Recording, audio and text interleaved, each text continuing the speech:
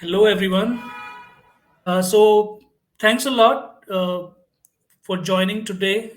I hope and I believe that this will be a wonderful session today with Vipin Jain, uh, QA head and project delivery manager at Metacube. We were just talking at backstage. And the topic of this conversation today on this Ask Me Anything session is going to be fantastic. I believe so. So, thank you so much once again for joining. So, a huge shout out to our sponsor, Browser Stack. They support the test drive community a lot. And all these events, all these conferences, we are doing AMA, hackathons and everything. They support us a lot. So, a huge shout out to our sponsor. Now, finally, about the speaker, Vipin Jain, QA head and project delivery manager at Metacube. Vipin has 23 years of experience in the IT industry, and today we will talk with him on the topic of accountability. Uh, I think he has dedicated around 18 years of his career as software quality, and currently he is working as head of QA and deliveries and involved in establishing QCE, which we will ask him what exactly QCE without assuming further, and directing the delivery operations. So, without further ado, Shashank, let's bring Vipin on the stage and let's begin from there. Okay, Vipin, how are you today? Yeah, doing well. Just came from a party. Okay, nice, nice. I just came, by looking into a production support issue, and thankfully, just before the session, it got fixed, resolved, and retested and redeployed. So So I'm you like, should go for a party now.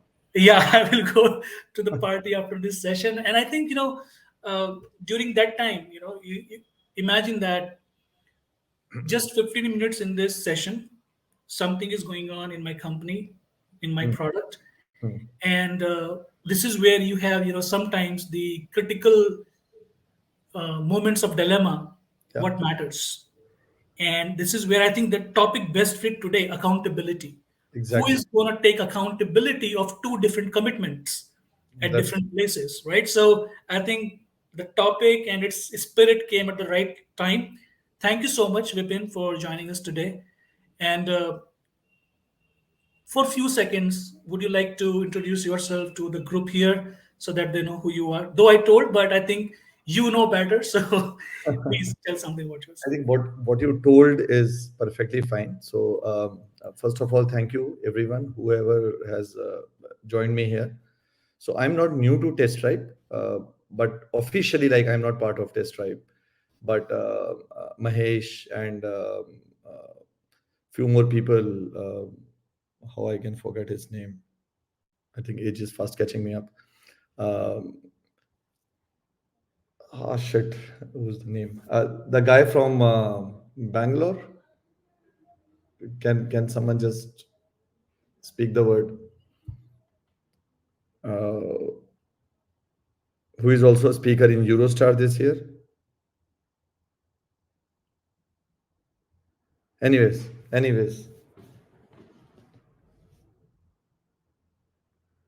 am I audible or there is some lost connection?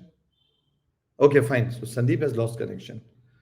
That's fine. So you guys already know that. Okay, I work with Metacube. It's a Jaipur-based company, and I'm working with this company for almost 19 years now. Uh, and before that, I was just like doing a couple of things here and there. Uh, just like anyone from those days, I started my career as a developer. Uh, by accident, I moved to testing. So testing was never my first choice profession. I started as junior tester, senior tester, lead, manager, all those possible things that came up with me. And one thing I think which just keeps me floating still is basically hunger to do something new every day.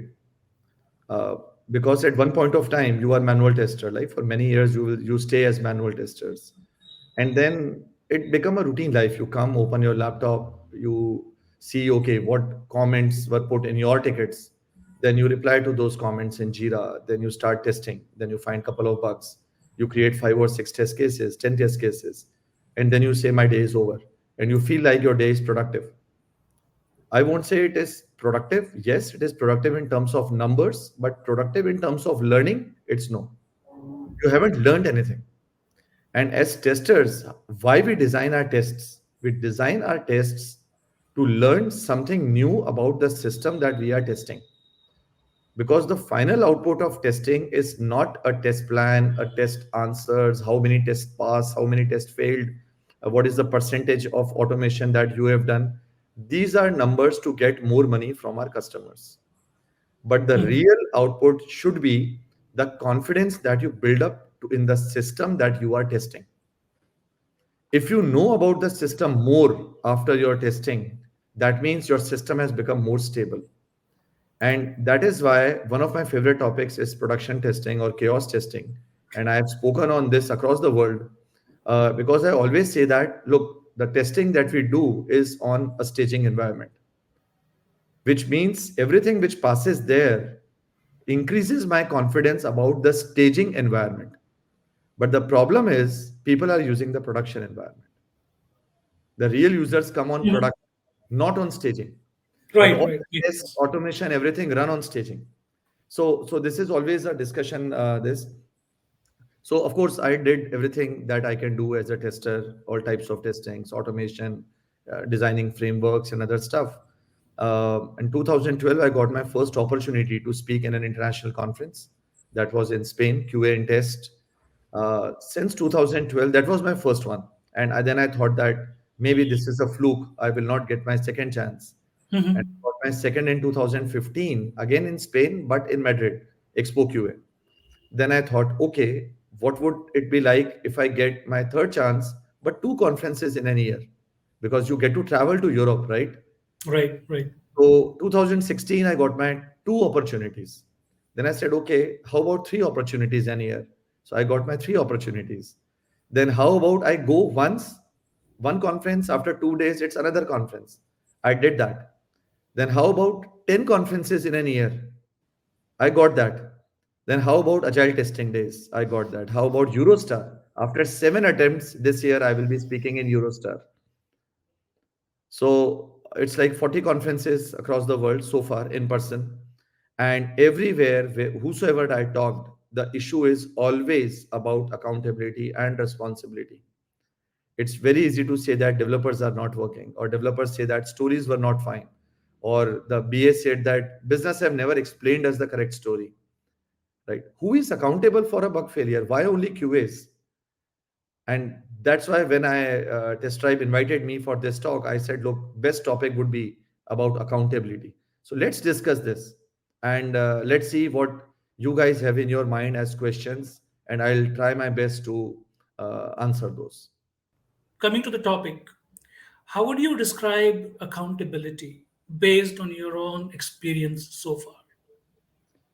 If I put it in a very simple layman's language, although I do not need a layman language because everyone is quite learned here, right? But still, just to put as a layman language, who has to do what?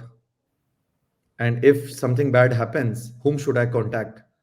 The first person whom you should contact, or you know that I have to contact this guy, ideally that guy should be accountable for that particular thing. So accountability does not mean something failed and someone has to make a scapegoat. It's Hmm. no. Accountability we don't put in our processes just to put our blame on someone else.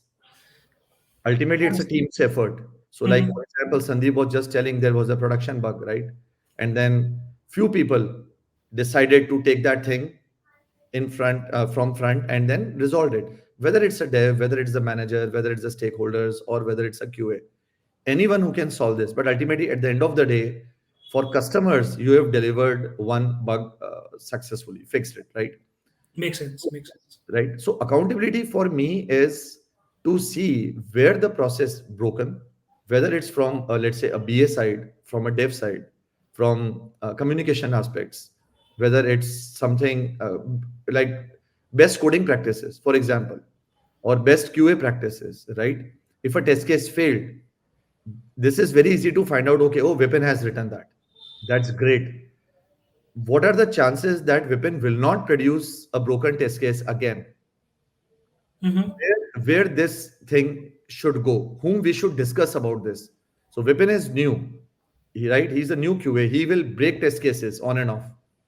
But how will you put your process in such a way that whosoever is reviewing Vipin's test cases, or whosoever is writing the stories for Vipin, or whosoever is fixing and doing their unit cases, right?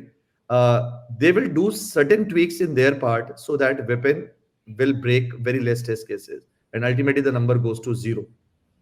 So Okay. accountability is finding the culprit, of course, but in a positive way, so that next time if such thing happens or tend to happen, we can exactly put the finger where the problem is, and then we can fix it to avoid the next occurrence.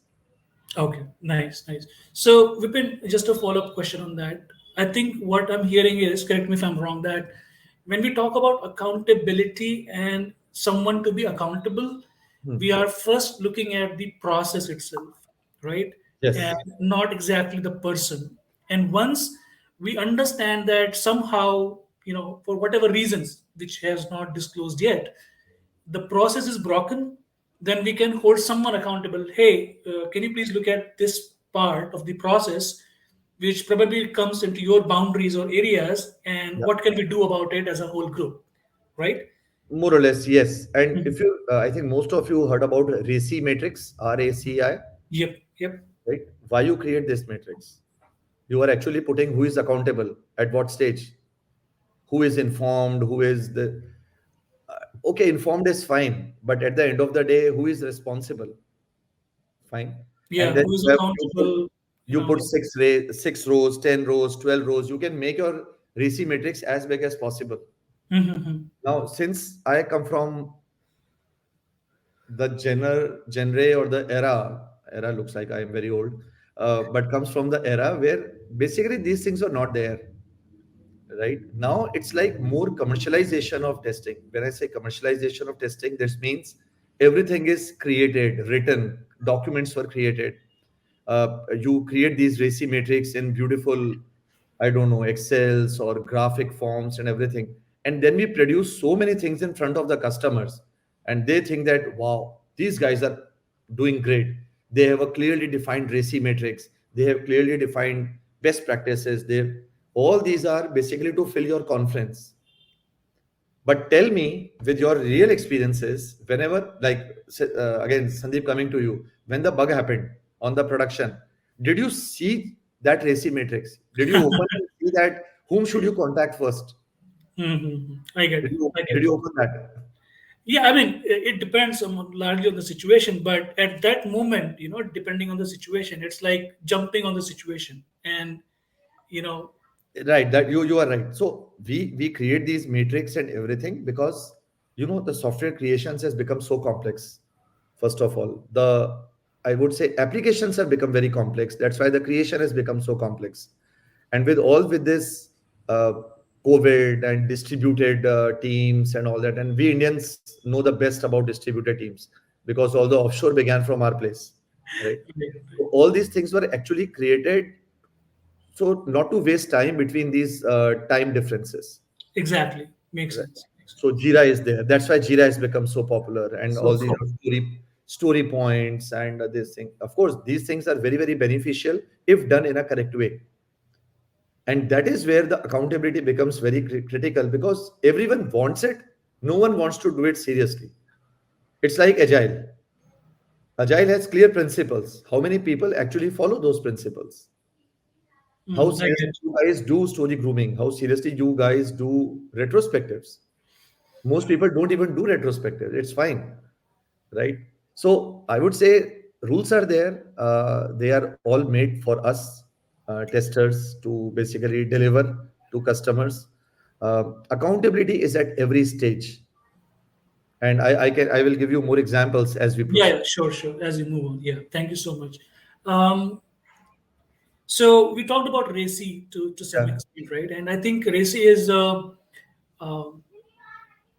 depending on the departments, any department, either it's development or testing, any you can have RACI because it's very generic framework, who is responsible, who is accountable, who to consult, who to inform in certain cases, situations arise. So we know actually who is, Hmm. to be communicated in Hmm. all sense, Hmm. right? So coming specific to software testing, right? Hmm. How this principle of, if I can say that, the principle of holding someone accountable and bringing accountability into the testing process, Yeah. how does it improve the overall quality of the products or services you are delivering to the customer? If you can throw some light on, I mean, that was the question with respect to, you bring processes, as you mentioned, you bring Hmm. agile, you bring other processes, you bring DevOps, but at the end of the day, what matters is the quality of the product which we are delivering to the customer. So can you please bridge that gap of, bringing Yes, accountability at the definitely. And customer it's a very, very good question because this brings all the stakeholders into the discussion. side? Mm-hmm. So gone are the days when someone has the business idea and someone has money, and then there is a team in India or some other place which has more resources and less billings, and they will be only doing the work. Fine. Now Mm-hmm. the customers have become very, very intelligent, I would say. Even the directors of the companies that which whose product you are making as offshore teams, let's say, Uh-huh. those directors are very thorough with their technologies. Okay. You working in a Salesforce technology, right? So the director, even they know how Salesforce works or Right. how what are the principles in .NET, which Mm-hmm. means they cannot just blindly say that, Vipin, I don't know anyhow, but I want this task to be done today. And Uh, you are like in a fix because the your boss is saying this, but internally you know that it cannot be done today, and you have n reasons for that, technical reasons. But because the boss is not technical, he will not understand those. mm-hmm. Right? Now, Right. because they are technical, then the things become much simpler if you see it that way. I get it. I get it. For example, let's see one example. There is a discussion going in every team today about the velocity that they produce versus the team's capacity. Fine. Then someone say, oh, how you can calculate team's capacity. So for that, we will look at the story pointing, whether Mm-hmm. it's feature sizing or whether you use Fibonacci series or some other way. Okay. Uh, Someone will again say how story pointing will help in finding the capacity of someone. So we say, okay, let's work on a principle. So every 4 hours, I'll put it as one story point. Every 8 hours is two story points. So basically, one day, one developer will give me two story points if he works. It's a Mm-hmm. 2 week sprint, which means 10 working days. So 10 multiplied by 2, 20 story points is expected from every developer. Now someone will ask, okay, then where will the QA work go? So we say, fine, we have a planning poker method where everyone will pick a card and then whosoever is the higher, we generally take it as this. Yep. Now there are two views here. Someone say QA's work should be different from the developer's work. But in Yep. my projects, I have put QA's time within the developer's time. Why? Because when developer is writing the code, QA can use that time to build his test cases. Makes sense. He doesn't have to wait for the entire code to come in front of him and then he start. And that's where the shift left happened. So you took QA from after developer to pre-developer design phase. So when the stories are getting written in Jira, both the dev and QA are part of those story grooming sessions. Fine. The Mm-hmm. PA also joins at the same time. So which means Right. now PA, developer, and the QA, they all are writing the story at the same time. Which means asking a query or challenging what is written inside a story is no more a dev BA transaction. The QA has to raise his voice and ask questions there itself. And if you are not doing it, I strongly say to you all, feel free and move forward. You Right. have to raise your questions there itself. Yeah. I Because if think. Yeah. Yeah. I think with that you are moving yes, towards the, principle of three amigos, where you have your exactly, product the three owner, people. right? Completely fine. Something like that, right? Yes. So coming back to the capacity thing and how it is related to accountability part, how you will pick stories now. So if you have two developers, which means you can take 40 story points inside your sprint. fine, including QA's work, right? So I've already set up the context. Yep. Now Yep. you have, let's say, 500 stories in the system, in the backlog, assuming your company, your customers, your BAs are very prompt about having three sprint backlog ready always, which generally doesn't happen. There is always a challenge, but assuming people are working in a serious way, right? Mm-hmm. So we follow like Moscow prioritization, right? So if you heard about that, if you're not, let me just very quickly touch base upon it. Moscow is MOSCOW. Okay, remove the vowels O. So M, S, C, and W. M is must have, C is could have, S is should have, and W is won't have. Won't have is basically lowest priority. Mm-hmm. But must have is like whatever happens, I want this. This has to be part of this sprint. So identify all the tickets which are must haves and see their total story sizing. Let's say their story sizing is more than 40 story points. So let's say it's 50. Mm-hmm. Now the accountability begins. There are two developers who can do 40. Business wants stories which are worth 50. Which first 40 points I should pick? Because they all have the same priority. Right. All are Right. must haves. Whose accountability is now? It's the business owner. So we should Mm-hmm. be asking the business owner, okay, here are 50 story point worth stories, right? We can only do 40. We cannot hire anyone at the last minute and everyone is working. Can you tell me which are the first 40 story points I should pick? Because if you take decision on your own and do any, of course you do all the must haves, but business will definitely come to and say that why you have picked this and not that, I get it. right? That's Mm-hmm. the first accountability it happens. On the other hand, if you have only 30 must haves, but your capacity is 40, now whose accountability? It actually comes on the developers. They will go to the business and say that, look, we can only pick 30 must haves, right? Shall we go ahead and go for the should haves? Or you want only the must haves? Mm-hmm. Because if you don't do this, right, business will come and say that, oh, I paid for 40 hours or 40 story points, but I actually got only 30. So Get you it. see, just looking at perspective from this side or that side, the accountability quickly moved from the business owners to the developers.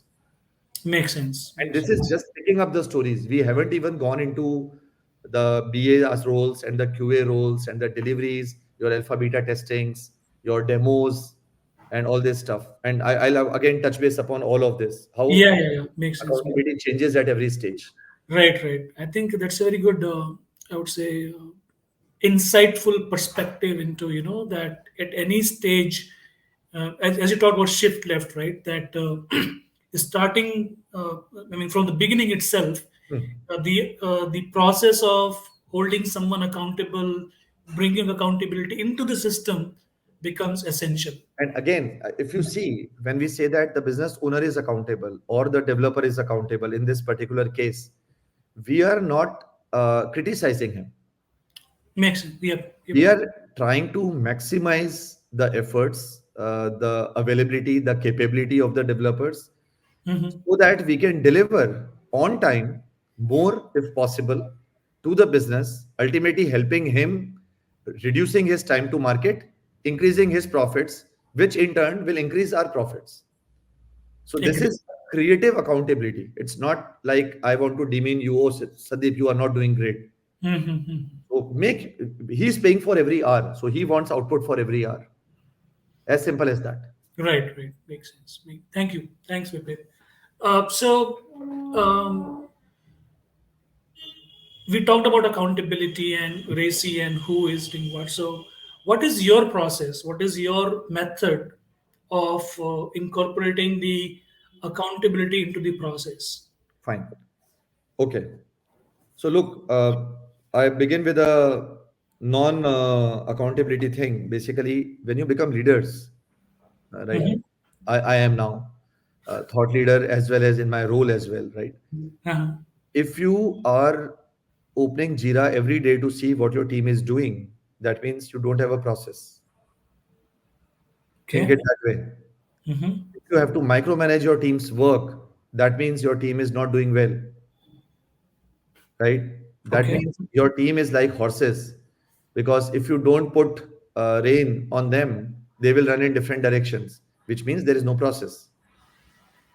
If you have set up a process and everyone is like following it, right, carefully, religiously, and you are free, that means your team is doing fine. And then you can take up your next challenge. So that's how leaders create other leaders, and leaders get time to see like what is happening in the market without getting like too worry about what is happening in the project, in the delivery aspect.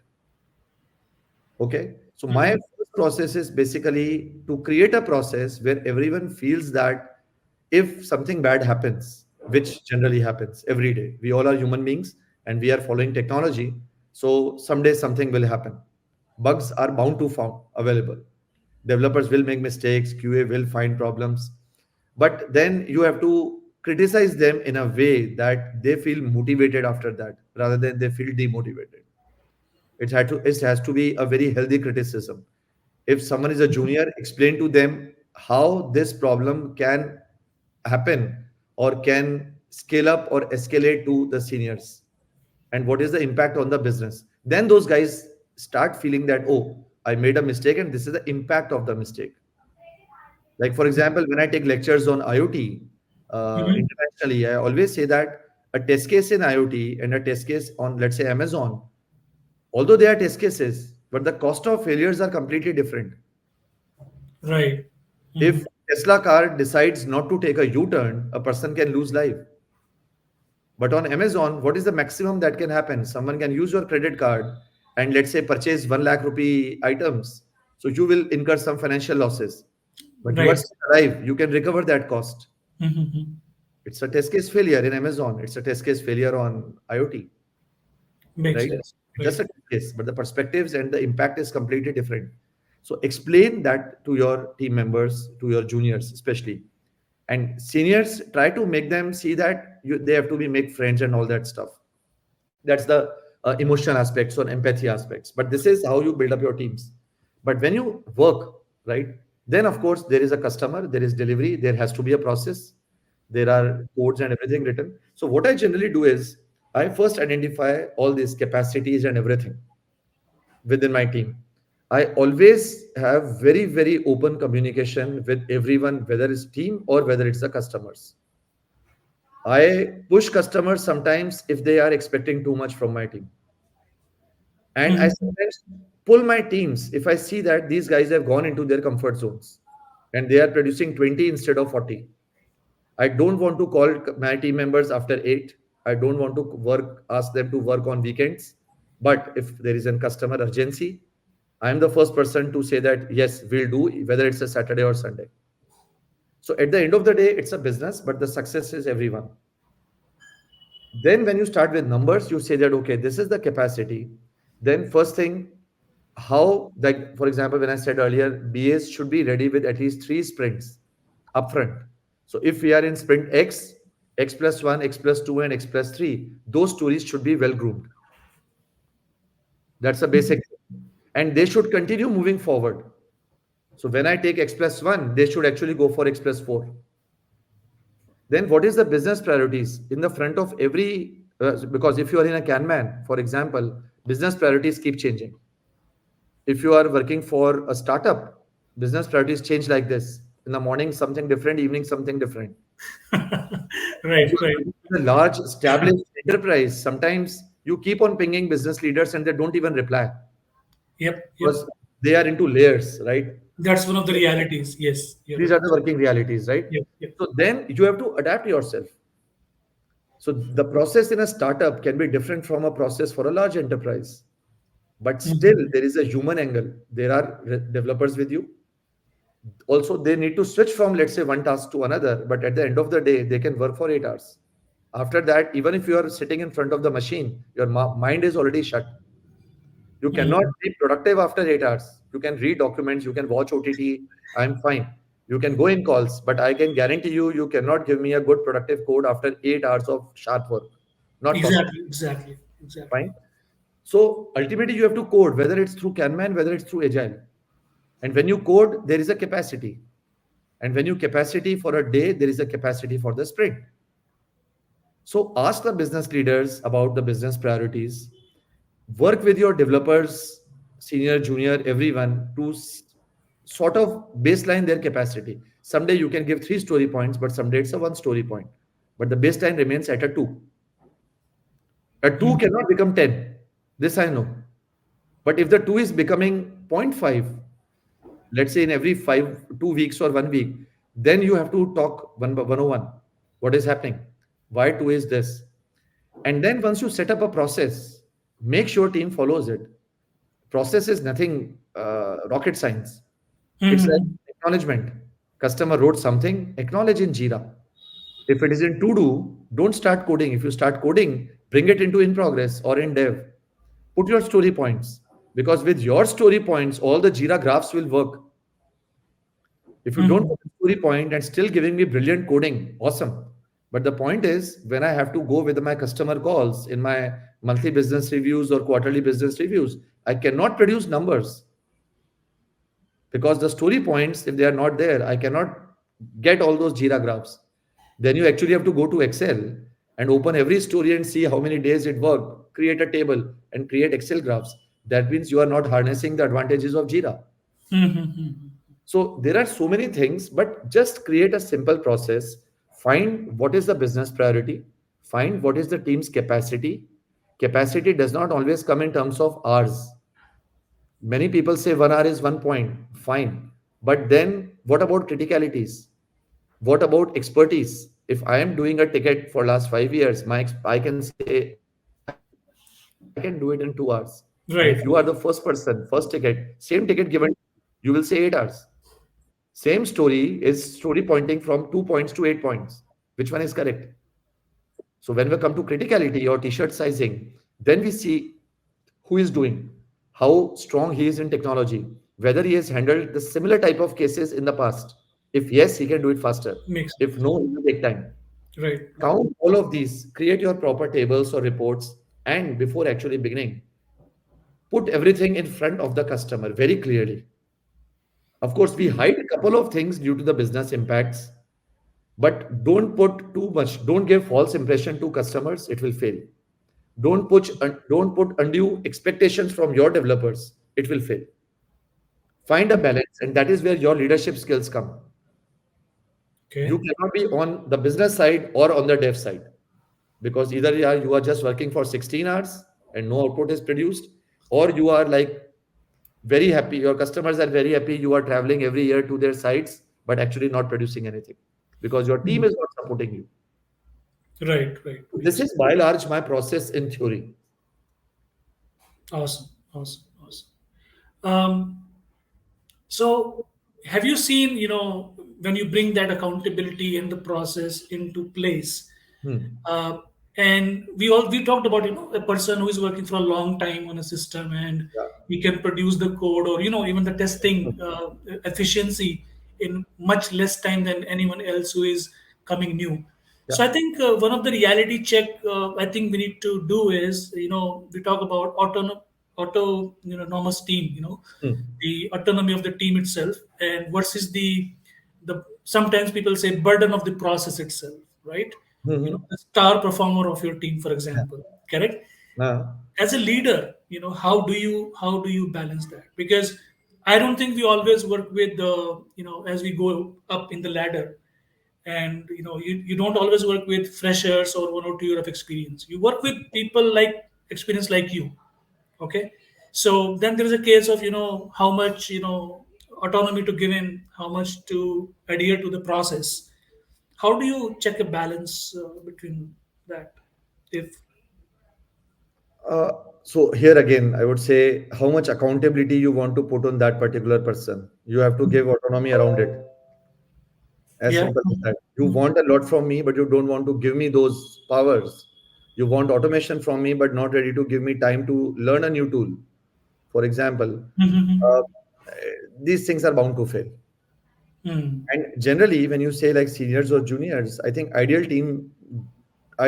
teams would always follow that triangle pattern. right? Where the base of the triangle is always formed of the real workforce, which is juniors like 2 years, 3 years, 4 years, not the freshers, but these. Then there is couple of middle range managers, and then possibly one senior or two very senior people, right? Mm-hmm. Because it's not just about deliveries; it's also about ultimately the major money. If I just talk about commercial aspects, major money is coming from people who are working the most and getting the least salaries because the margins are very high, right? So we all get billed, more or Mm-hmm. less. Everyone got billed, right? So for me, possibly my company is not earning anything because my salary and what they earn from the US people is more or less same. But the Mm-hmm. junior people who has getting like 10 times less salary than me, but still earning almost the same way. They are coming at let's say $25. I am going at $30. $5 difference. But out of those $25, their salary may be only $8 or I get it. $7 an hour. For Mm-hmm. mine, it might be $20 an hour. Mm-hmm. So this is the commercial aspect that companies create. But as leaders, our responsibility would be to still deliver the same quality, which comes either from the top of the triangle or from the base of the triangle. I get The it. the business owner should not say that we want Vipin and everything, which is a not feasible thing, of course, because he delivers great. What happened to those 20 people, and then what happened to me? I cannot put 16 hours a day. So that's why all those mentoring and all those other stuff they come into this. Of course, there are star performers in the teams, and I generally use those star performers to put a little bit peer pressure on the people who are not exactly star performers Okay. Mm-hmm. from a constructive way. It's not like he's great, he got this appraisal, fine. And you are not great, that's why I'm not giving you. It's like, look, he's doing this, discuss this, like what he's doing, make them friends, put them in the same project, and keep discussing with the person who is not a star performer to see, like, okay, give me two reasons why he's liked by everyone. Let him analyze the other guy. Mm-hmm. So put all those human aspects, I think things become much, much simpler. Okay. Okay. How about the support from the leadership? I mean, yeah, you are as a leader, of course, you're like looking at the QA side of it, the Hmm. testing side of it. How about the support with respect to this accountability from the top Very, leadership? very, very crucial. Very crucial. Uh, Post COVID, again, I think within COVID, not post COVID, within Mhm. COVID, when we all started working online, which was a major shift Major for shift, the working exactly. styles, right? Yes, yes. Earlier, work from home was a luxury. You have to Let's apply for it once a month or something. And now it's like the reverse case, right? reverse case. Hybrid and all that. Now you are actually asking people, and people say, I don't want to come. People are even resigning because of this. I I heard that. want permanent work from homes, otherwise I'll resign. Right? So it's a major paradigm shift how things are happening. So during this COVID and all this work shift that happened, uh, what has happened is management now started understanding these things. Okay. Before that, they might be knowing, they were not accepting. Now they have to accept it. Why? Because I am not sure about the other parts. I have seen in my company and other cities, other companies in Jaipur, travel to customer site have reduced. Okay.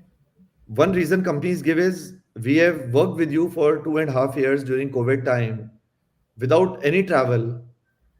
Neither we came to your place, neither you guys come to our place, and still everything we were able to achieve in terms of Yeah. communication, in terms of deliveries, in terms of processes, in terms of tools.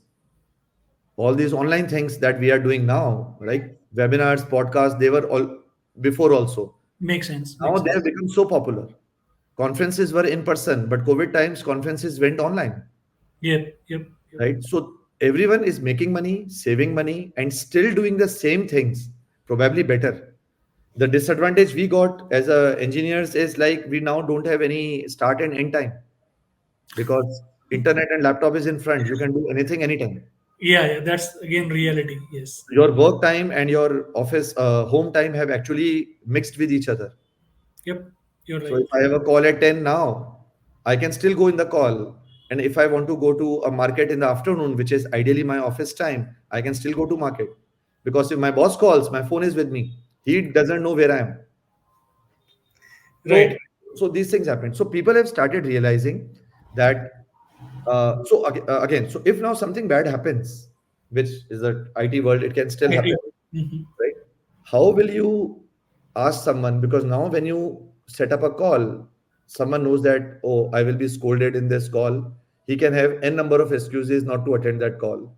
He can say, oh, something happened, my video will not be on, which is a very, very common thing. Or when you started shouting, suddenly I'll go off. And then I say, oh, I'm so sorry. There is a power fluctuation in my place. I hear these things every day. I don't know how many of you have actually used these excuses, but I hear these things every day. You cannot do anything. Yes, yes, you're There right. can be a power fluctuation, right? There can be something else happen. Before COVID, all these things happened in office rooms. You can see your boss angry. You can see the facial expressions. You can see what happened wrong. You have to you cannot make excuses because you are in Mhm. office. So either you are in office or you are not in office. You're not in office. Yes, yes. It was black and white. Now it's all gray. There are shades of in office and there are shades of not in office. So then how you develop the trust? That's important. Very So important you factor. have to believe that if your team is saying that my power is not working, just believe that his power is not there. Only Yeah. thing you can request is, oh, that's fine. You can join late, but will you be able to do this ticket today? We need it urgently. Because if you start putting your boss's yardsticks, right, the guy will say, oh, today I'll have a 5 hour power cut. Now do how you can do that ticket. Guy Hmm. is sitting in a different city. I get you. I get you. So you have to develop those friendships and all other stuff. And only thing that you can do, the friendship in IT terms, right? Uh, Hmm. do is then you see that okay, guy, look, Siddharth, Sandeep, I want this document to be completed today. Na? You can take help of anyone, but I'll put you as accountable. There's Got accountability pushed in. it. Got it. Got it. So now Sandeep will say that, okay, who all can help? Oh, I can see Prabhakar. Prabhakar, are you available? Oh, you are not. Bharat, are you available? Can you give me your half an hour? Look, यार ये document बनाना है ना? So Bharat will say, okay, Sandeep, बताओ क्या करना है, and all that. Then Sandeep will become a bridge between me and Bharat, right? Bharat. At the end of the day, you become accountable for producing that document. Right. I Right. made you accountable. There was no racy matrix around it. Ah. Racy Right. matrix is a more formalized way. Right. Right. I These are, think. these are the tips and tricks that we all learned in last 4 years. Right. Still, everyone feeling happy and productive, and still we are answerable to the customers. They are getting their work. Right. Right. Yeah. I think on the same line, when you say, yeah, bring the process in, bring the accountability, racy metrics, do all these capacity, everything. I think when the crisis arise in Hmm. certain situations, Yeah. right? And even if you don't have time Production bug to, you just got. हाँ, even if you don't have time to look at रेसी कि अभी विपिन को पकड़े कि किसी शशांक को पकड़े, it's more like अभी करना है, we have to just jump on it Yeah, yeah, yeah, yeah. and do whatever do whatever at this point of time, get this shit out of done, इसको करना ही है वैसा All कुछ, hands. right? All hands, all in on all hands, whatever, one of my company's slogan back in 2021 22 Hmm. was something like all in, Hmm. something like that. So so far so good going on. I think we have some question. I mean, let me take a break here with my Yes. questions. Oh, sure. Shashank, what questions we have on the group, so that we can take people question as well here. Shall I, People, shall I myself start scrolling down, and whenever I find a question, I'll read it and start answering? sure, sure, sure. So, first question is It's from Shoaib. Vaishali, I think the first question, how to build an accountability culture in team. So, Vaishali, I think you posted it 33 minutes ago, and we talked a lot about stuff here and there. So have you got your answer, or I still have to give certain more things here?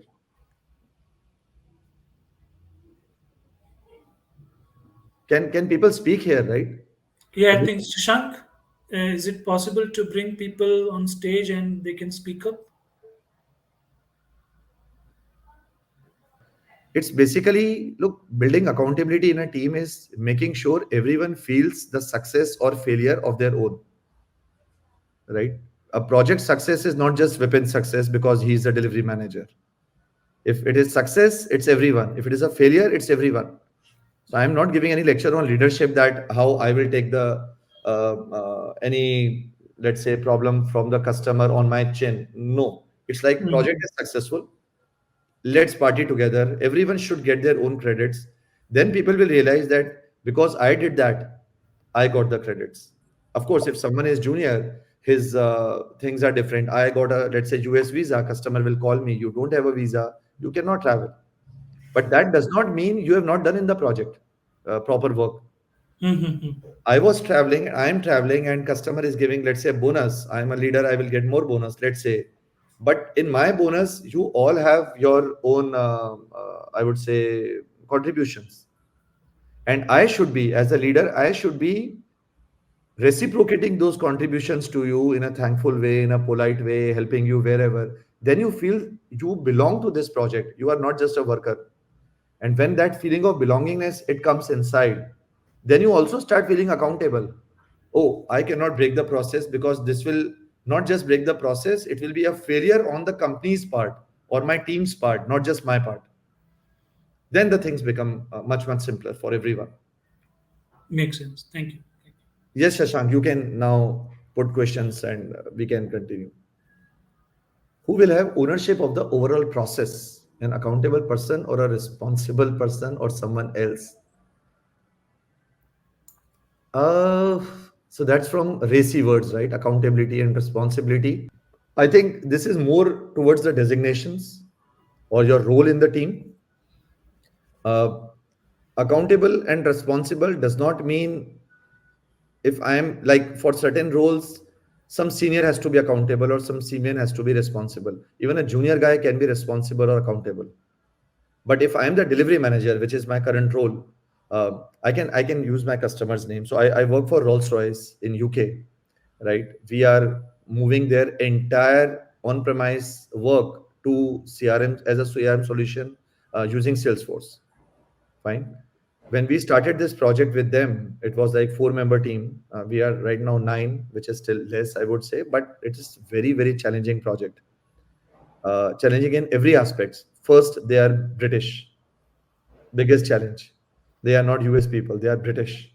Blue-eyed British. Kitna bhi kar lo, they always feel like Indians are born to serve us. And this is a fact check. This is a reality. They are very sweet now. They have changed a lot, but at some point you can feel उनका वो British पना निकल के सामने आता है. That's a very big challenge. So that's a culture thing for which I have to be accountable because I have traveled UK a couple of times. I know how those guys behave and how you can strike friendships and responsibilities and accountabilities and everything with them. Then you have a role. So I have a role. Doesn't matter my team as developers or QAs or automation engineers or something else. If something breaks, the first escalation, the first phone call, the first Jira ticket is created under my name. Then it's my responsibility to see that okay, why it failed. I receive emails from Ben is the director there, and he's like, Vipin, this thing has broken. And sometimes it's polite mails, can you please see if your team can fix it? And sometimes it's that I don't know what's your process is, how the QAs pass this and all that stuff. If these things he has threatened me, sometimes he'll take the project away. He keeps on threatening us. We are in the fifth year of the project now. Because all at one point I realized all his things are basically to making sure we are not falling into a comfort zone. It's Uh, a very easy thing that you are in 5 years doing the same thing. All your devs and QAs believe that they know each and everything, and then immediately next thing happens. So he makes sure he knows how to run his business. He's director in Rolls Royce. He must have done something good, mhm. right? So Great. anyways, it's my responsibility. But when you broke these responsibilities into various tasks across the project, then you need those racy matrix that, okay, this is R, this is A, this is C, this is I. Generally, my name is always in all the I's. I have to be informed for everything. But more than informed, it's also my responsibility if a test case breaks, if a story breaks, if a code doesn't work fine, if the release doesn't happen on time, if my team goes on leave. on an urgent critical task comes in front of you, for everything I am accountable, for everything I am responsible. I have to inform the person. Very small things. Leave aside all this technical part. We always have the vacation tracker ready with us, where you have to put your 3 months leaves in advance in that. If it is a planned leave, if it is unplanned, it's fine. But if you are taking unplanned leaves every week, customer will definitely ask a question to me. I am accountable for even your leaves. Why you are Yep. taking so many leaves? Yep. Yep. And if it is planned, then I have to plan it. Okay, this guy is not available, so I have to bring some other guy, or I have to inform the customer, write an email, send an email. Although I keep on asking my team members, guys, you have planned, you have applied a leave 1 month advance. But if you the leave begins from today, so in yesterday's Scrum, you should inform the customer, oh, by the way, from tomorrow onwards, next week, I am not available. And most of the people forget it. So again, the accountability and responsibility comes on me that Vipin, you have to send that email. Okay, Ben, just to remind, Sandeep is not available for next 5 days. And then he's No, like, I am is, available. is it a plan? Yeah, Ben, you approved it. Oh, yeah, yeah, Vipin, that's fine. Thank you for informing us. Makes So, sense. so delivery managers, companies owners, product owners, project managers, they always have those accountabilities, right? But just to reduce their load, and the RACI matrix actually works when you have created those small leaders inside your team. Then those R and A's are advantageous, because if you don't do it, if it's a flat structure, 30 people reporting directly to you, doesn't matter who is R and who is A, everything will be you. Hmm. You should have dev leads, you should have QA leads, and you should rely on them Exactly. Very and good point. Yeah. track them so that they can rely to their hierarchy lower down. That's my take on this. That's very good point, Vipin. I really appreciate the entire answer, the way it is structured, and you are speaking, so I can understand it is in practice. So uh, Everything is in practice. I told you- you even my customer's name. yeah, yeah. Right. Shoaib, I hope that Vipin answers helped you. So Vipin, I think we are like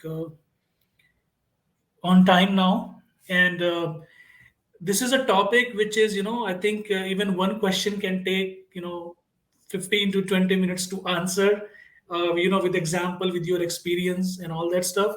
So we are a little bit short on time here. We can, So if you yeah, can just extend by, let's say, 5 minutes, something, maybe sure, because sure. Let me ask the people here. Hey, everyone. If it is going good and you are enjoying the session, and if you can wait for more 5 or 10 more minutes, just give us a thumbs up so we understand you are enthusiastic, you are learning, you are interested, and we can take some more questions here. and Okay.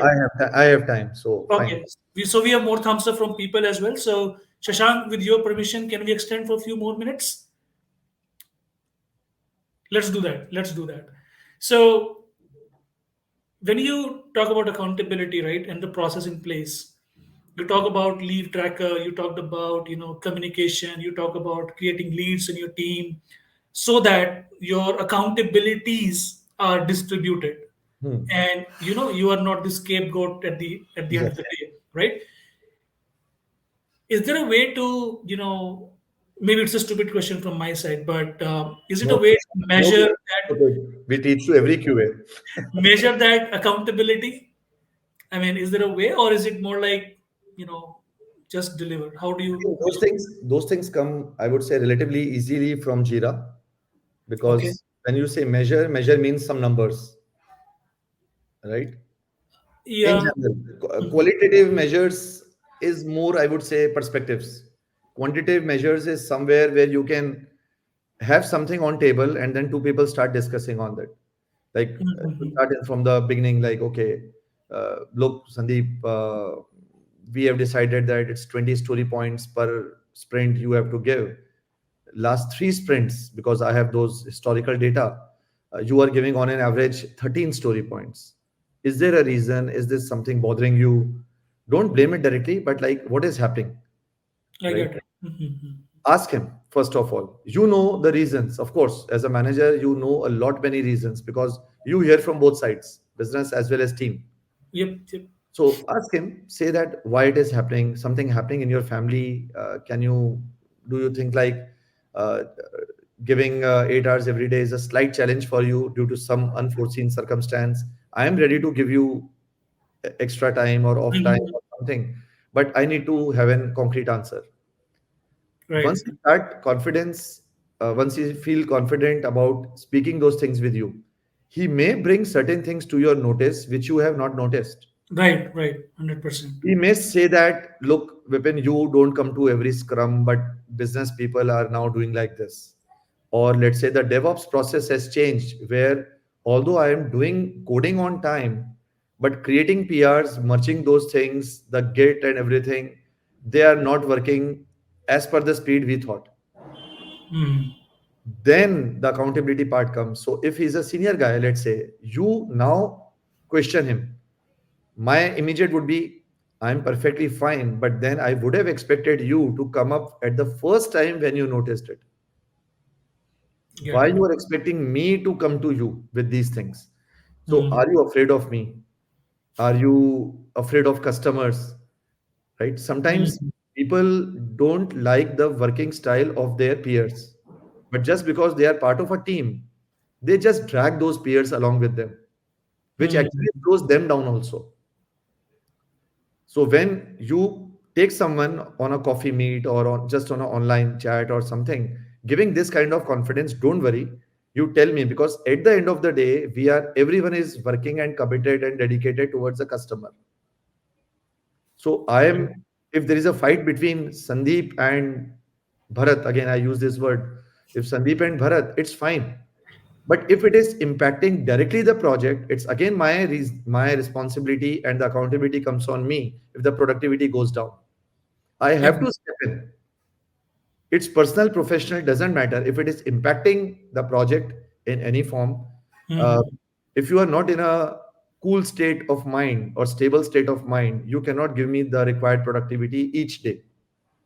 And 100%. there are Totally. so many things happening. So many People things. say to me, "Sir, we cannot do this. We have a 1 year baby." I said, I totally agree that 1 year baby is a different challenge. But I said, look, at one point of time, my babies were also 1 year. Mm-hmm. And I'm not saying that I didn't face those challenges, right? But you Mm-hmm. cannot compare your today with my today. Sir, you have all time because you know your kids are 23 and 21 years old. Fine, but there is a journey from 0 to 23 years, and every day there is a challenge. And no one is written there that a 23-year-old kid is no challenging to their kid, to their dad as against a 1 year old. It's a Right. different kind of challenge. I understand. I The understand. And I challenges are think, there, but you have to yeah. speak up. Mm-hmm. And I think on this line, the baby challenge, I often talk to myself. Hmm. Once you have a baby, Hmm. you have it for lifetime. Okay. True. It's not okay 1 year, 2 year, or for example, my daughters are 12 years old, right? Ah, Babies are babies, right? They're kids. They have to be grown up. Okay, and you have full-time responsibility, accountability, consulting, informed, everything you have to do. The biggest exactly. legacy is in your home. Is your home, and exactly. And when you strike that balance with your baby and work, then Hmm. you can have as large team as possible full of juniors, 100%. because 100%. every junior is baby of you. Right, right, exactly, right. So Uh, the people who come from colleges in my office now, 21-year-old, they are smaller than my kids' age. And then hmm. they say, you sometimes explain things just like my dad is doing. I said, I am dad of two kids of your age only. So I said, same for me. Right, right. Let me take one question on the stage, Vipin. It's from Rahul Parwal. I Let know me. Rahul. Hi Rahul. So yeah, please, you can please take the honor of reading the question, or I can read it Do for you you. see testing being suspected to micromanagement? How can testers push back deal with this? That is a case. So why we created Jira and why it is what it is used for, things have changed. So you can still harness all the powers of Jira as a tool which can bring distributed teams on the same platform and putting a lot of visibility inside who is doing what, which ultimately results in a very good team management, right? But then Jira is also used for a lot of micromanagement, lots and lots of micromanagement. Unfortunately, the visibility given is sometimes taken as a negative visibility. So you have not moved a ticket forward. Last comment you put on the ticket was 4 hours ago. What you are doing for the last 4 hours? Things like that, especially for the testers, because tester is doing more or less more work in Jira. They are closing it, they are commenting it, they are sending it back to the developers, putting screenshots, putting videos, creating test cases, execution of test cases, everything within Jira.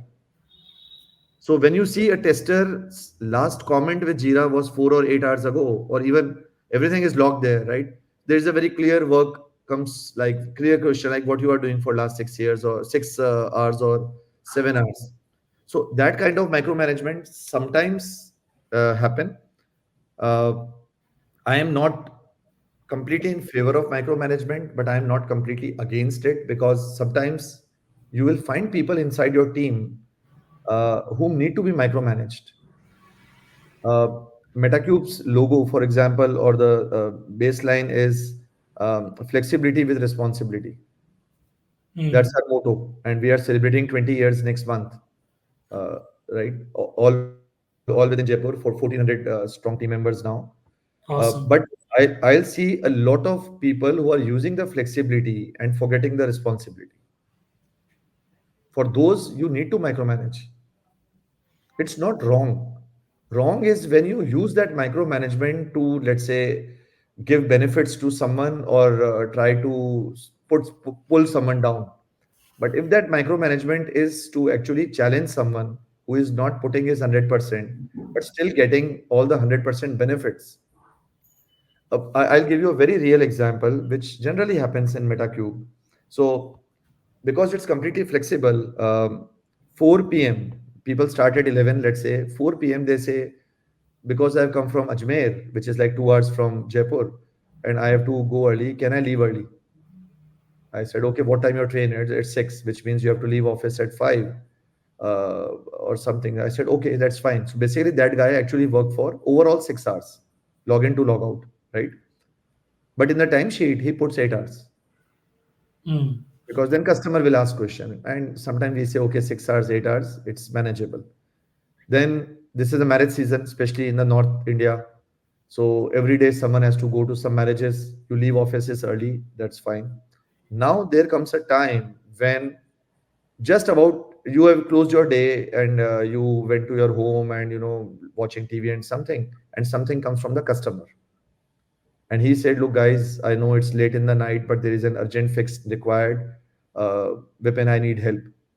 As a delivery manager, as an offshore partner, you cannot say no. But now then you start calling, hey, Rahul, there is an urgency. Can you come? Hey, Sandeep, can you come? And the guy who generally goes early for marriages or something, is a, and then even jokingly, the guy asked me, sure, sir, no problem. Do we get some extra money for those 2 hours? Because it's an overtime. And then I have to very quickly bring him to ground, just saying that, did I deduct your salary when you went early 2 hours? With a straight face. Sometimes you have to give those replies. Hmm. Hmm, hmm. So that guy understood, right? He worked. He never raised that question. But because I knew that this guy is going 2 hours early, it's kind of micromanagement, not from a Jira perspective, but overall like leadership style. But you have to keep an eye, keep and check of who is doing what, who is being flexible, who is responsible. When customers need, he has to be there. If someone is there and then he's playing table tennis in office, I'm perfectly fine with that, right? If you are 4 hours no work today, responsibility and flexibility is like 2 hours table tennis, great. But 2 hours at least learn something. If Hmm, you hmm. play table tennis every day because there is no light, I am going to play table tennis. Okay, we have put table tennis in the office. You can play it, right? Those kind of things. We always have this MPL, Metacube Premier League, just like IPL. Fine. MPL used to happen from 3 p.m. to 5 p.m. in the office hours. 22 players play, two umpires, that's make 24, and 100 people watch. So watching is fine. Everyone is leaving their job, standing in the desk for doing two. But the responsibility is if you have a customer call in between, if you have to reply to an email or something, you cannot say that I'll watch the match for 3 hours and then I go back and do this. And people actually tend to do this. That's human tendency. So at the end of the day, we decided that okay, matches will be played 8:30 a.m. till 10:30 a.m. If you are that serious of watching a match, now travel to the office at 8:30. And sometimes literally it's players and umpires. That's it. No office, entire ground is empty. Right, right, right. So same thing happened in our project work. When especially with the larger teams, what happens is there are some star performers in the team, and then there are some slow runners who get along with this, and the customer is happy because great. Again, I take that story point example. We are giving 100 story points per sprint. Awesome work, fine. But if you break those 100 story points, you will see that 70 come from three people, which is awesome. But then remaining 30 come from five people. So 70 Hmm. divided by 3 is 20 plus, and 30 divided by 5 is 6. And do you think customers are foolish enough to let this happen continuously? And now with the agile and everything, they have spotlight on everyone. So they will say that, Vipin, I don't want these. So what's our take? Will do we have to? So someday I have to encounter and I have to counter those people. I have to bring them in a call and I say, is the distribution not happening fine? Why someone is taking 20 and someone is taking 6? So then the agile guy, the scrum guy, or the sprint master, scrum master, sorry, he is responsible for that. Or whether those guys are actually non-performing, they don't understand the domain. And if you have a small team of just two developers and one QA, who will hide behind whom? It's not possible, right? Right, right, Then right. the micromanagement actually helps you in many things to find out where are those small leaks in the entire team or process or something. But use those micromanagement managing insights to actually fill those leaks and make those people from raise from 6 to 10 in the next sprint, two sprints later 10 to 12. Let's say they can't reach 20, but from 6 at least 15 is a good reasonable number. And if Hmm. they cannot perform, you will also get that insight, like even after trying your best ways they cannot move from 6 to 10, then there is only way out.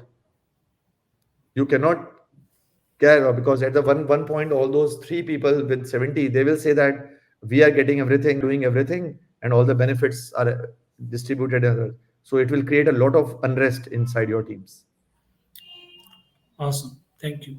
Hope Rahul, you got the answer in with Rahul is a example. very good question. I think you brought this micromanagement thing. Yep, yep. I think just a follow up, addition to that is using micromanagement skills as a tool to solve certain problems, Hmm. that may arise. For example, you talk about where the leakages are. Hmm. Okay, so maybe that can be used in that way, and as a kind of leadership style rather than just a culture. It's more like a leadership style to fix certain problems at certain point of time. Yeah. Right? Makes sense. Sometimes not an Um, immediate fix. Sometimes we need a strategic fix. exactly. Yes. Yes. You totally agree with that. I think we don't have any more questions as such. I think in the chat, uh, Chat. Okay. Let me I see. just scroll down. I'm really sorry I joined very late and my question could be a bit out of context. Wanted to know your opinion on the industry trend where developers are being asked to take up testing and quality assurance vertical being shut reduced in size. It's really bullshit if I can use that word. Developers cannot be testers, as simple as that. I always use the word developers are constructive people and testers are constructively destructive. So we break their work in a constructive way so that they fix that and make their work much better. But if developers can do testing, then testing wouldn't be required, right? They do their code, they do their unit testing, and it's done. I've seen developers, brilliant coders, who have not read all the acceptance criteria clearly. They haven't developed their unit cases around every acceptance criteria. Why this is in discussions and it is in every, I would say, companies where they say that unit cases have to be created very clearly. There are tools now who find the coverage between code and unit cases. Why? Not for the testers, but for the developers, because they knew that developers need tools actually to confirm that they have put unit cases around every code. There is always a code coverage. So our mind is more towards look things from a perspective which developers don't. They are creating something. They are the creators. They don't do this. So I always say that anyone who joins our team, the best person to give a complete KT is the tester because he knows end to end. A developer cannot give a KT to someone. So if your company is pushing those people, I think it's a very good hint to you that you should better go change your company, because you cannot survive in this world where no focus is on QA. Those times are gone. All those discussions where this QA jobs are going, this happens every 2 years. Automation came, manual will be out. My first paper 2012, how to make automation an asset for the organization. 12 years now, it's still there. How to make automation an asset for the organization. Because people are still, there are manual testers in the team. Many of us are still manual testers, working for 5 years, 8 years, 10 years, 12 years.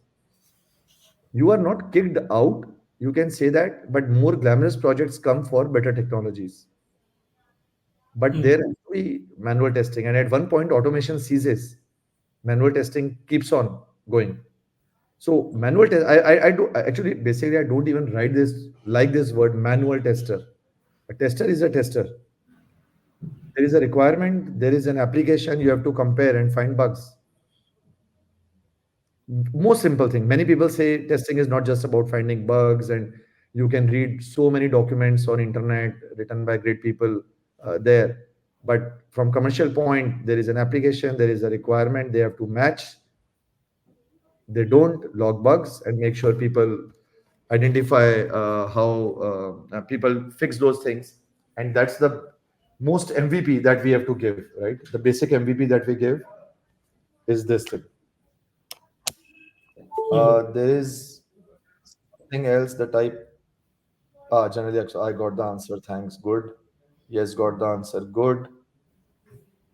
Do share. We are good. Would you like to take? Really good. It's going well. 30 more. What KPIs should QA professionals keep handy for driving career success and fostering growth in the field? What KPIs should QA professionals keep handy for driving career success?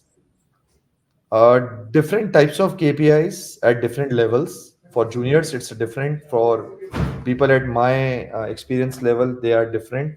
But I think as testers, what I can think on from top of my mind is basically attention to detail. That's the first thing, right? It's a theoretical word. It cannot be a typical KPI, but attention to detail is very, very important. Other thing that has come up, not as a KPI, more of a character, is QA should speak. QA is not the second team within this team. You have to speak. If you think that this is not going to work, say it clearly, this is not going to work. Developers, so always the plan is 3 days before the final sprint release, code will be freezed. Then we'll do run our regression and automation and everything. And if something happens, we'll do this. But what happens is 2 hours before the release, developer is still coding. And this is everywhere. Doesn't matter Bangalore, Pune, India, Jaipur, New York, Poland, everywhere. And why they are keep on doing? Oh no, no worries. You'll do this. But now you are left with only 2 hours. You cannot do this. Say it. This cannot be released. Take that accountability from your own hands in front of everyone. I am accountable for the quality. Of course, everyone is accountable for quality, but when I say quality, this is more from testing perspective. I am accountability for a stable release. I am accountable for customers using the feature successfully, right? My sign off will decide whether release goes or not. So if you are not comfortable about allowing someone to release something, why you are giving a sign off under someone's pressure? So these kind of KPIs, you can term it as a KPI or not, but I think you have to be more proactive. You have to be more vocal. Development, any software is not just about idea, design, and development.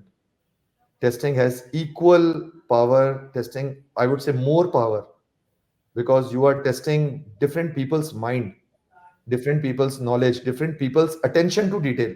How closely they have read the requirements, how closely they have read the acceptance criteria, right? So those are the things if you can inculcate. calculate into yourselves, I think the rest of the things are just numbers, right? You can just go in Jira and pick numbers from your own thing, and you can say, "Oh, I have released so many numbers and so many tickets and other stuff." And if I Nice. just scroll to the end, I don't think there are more. I I don't Yeah, see I more think questions. we are good here. Um, so no more questions, and I think we are good. And I see many names, and I think few of them connected with me on LinkedIn in last 2 or 3 days. So thanks for that. And if any question arise, or if there are any questions which we forgot to answer, feel free to just LinkedIn me. I'm very active on LinkedIn. I generally my SLA time on LinkedIn is roughly 10 to 15 minutes. Wow. So you will get replies very. Awesome, awesome. Oh, nice, Vipin. I think our audience have been very patient, very learning mindset that they are here. After 30 minutes over, from the scheduled time. So thank very much. Thank to them first, and Yes. thank you to you as well, Vipin, for accepting the invite to speak here on the test drive. And thanks to Shashank for thinking of me that I can take this AMA session with you. And it was very useful for me as well because I deal with that accountability part a lot. So it's like both, it's like that On both movie. sides. Yeah, both sides in that movie. Which was I don't know, the Shah Rukh Khan Deepika Padukone movie, which is based on The Secret. I don't know what the movie name is. Forget about it. Om Om Shanti Om. Shanti Om, right? That everything is bringing together to get insights and perspective into one Yes. aspect. So maybe I was looking into that for that session because you are heading a team, delivering Hmm.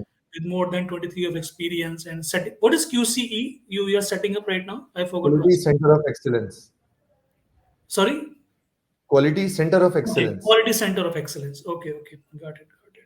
Yeah, Just like you have TCOE, Testing Center of Excellence. yeah. I heard about Testing Center of Excellence before. So yeah, it's good, good, good. But this is Um, generally happening where there are multi-vendors, right? okay, So you have one test manager, and let's say they have multi-vendors. So they don't care whether the testers are coming from Metacube or Test Drive or somewhere else. For him, all people are working for that parent company. okay, So they start putting this. They said, like, I have these 5 projects. I need 10 people. As simple as that. So everyone okay. should know other stuff, and you can be moved any day from this pod to another pod or this module to another module. So you should have those knowledge. So how to plan those knowledge, how to plan those trainings, those KTs, and everything. So you create a center of excellence where everyone knows everything. Got it, got it, got it. That kind of thing. Awesome, awesome. All the best for the setup and give some insights maybe on LinkedIn how your experience was and what you Things know. will be on LinkedIn for Yeah, sure. right. Definitely. Thanks, everyone. I hope I didn't put a lot of lectures in front of you. These are all real life all takeaways. all realistic, and I have faced, Everything comes from my most of experience. us have faced, right? Micromanagement, for example. It's a very good question, very good example, right? And it's Yeah. real. It's real. I The see so many hearts. WFH and all this stuff. Yep, so many hearts for you, Vipin. Definitely. You touched on Thanks a lot. realistic And topics, definitely. exactly. Thanks, Shashank, having me, and hope to be part of like another test drive event. So I just got officially connected with them. We have a Jaipur chapter. I was a speaker there. This is the second Oh, opportunity. nice, nice. There are a couple of blogs coming test drive way. Okay, good. So test drive connected with me on the blog side as well. So yeah, more and more. Awesome. Okay, Thank you, everyone. 10:34, Good night. and thank you, everyone, all the patient people here, all the learning mindset people. Thank you so much for joining us today and staying long after at this point of time. Thanks so much. Thank you, Vipin. Thanks a lot. Really appreciate your time, energy, and efforts, and all the nuggets of knowledge that you have shared.